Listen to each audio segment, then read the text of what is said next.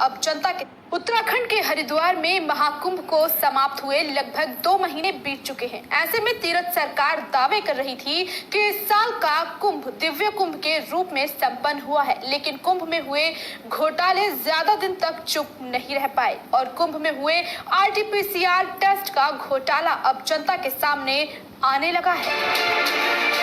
हरिद्वार में महाकुंभ के दौरान RT-PCR टेस्ट में घोटाला होने का मामला सामने आया है, जिसमें एक ही आईडी के नाम पर कई फर्जी टेस्ट किए गए। दरअसल एक प्राइवेट लैब को सरकार ने इसकी जिम्मेदारी दी थी, जिसकी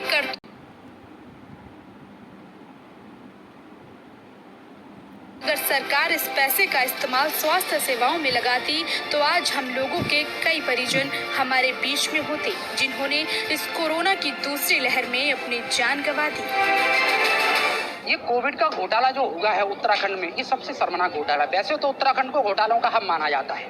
20 वर्ष के कार्यकाल में जितना भी घोटाला इस उत्तराखंड में हुआ है, और अब वर्तमान में जो कुंभ में कोविड का जो घोटाला सामने आया, जिस तरीके से 1 लाख फर्जी टेस्ट किए गए, ठीक है, नीम, हकीम, गुटखा से लेकर के फर्जी नाम जो है कि दर्ज किए गए लोगों को फर्जी कॉलें की गई।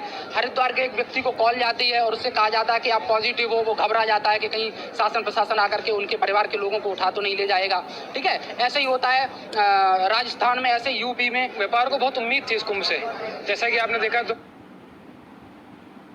सरकार लिया गया।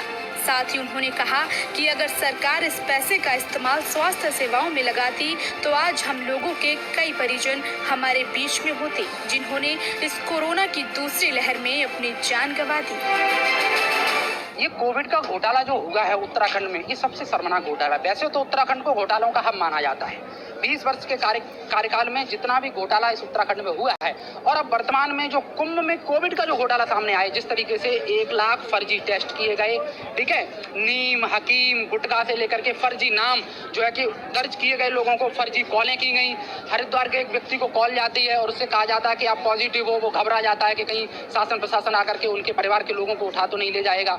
ठीक है, ऐसे ही होता है राजस्थान में, ऐसे यूपी में। व्यापार को बहुत उम्मीद थी इस कुंभ से, जैसा कि आपने देखा 2020 में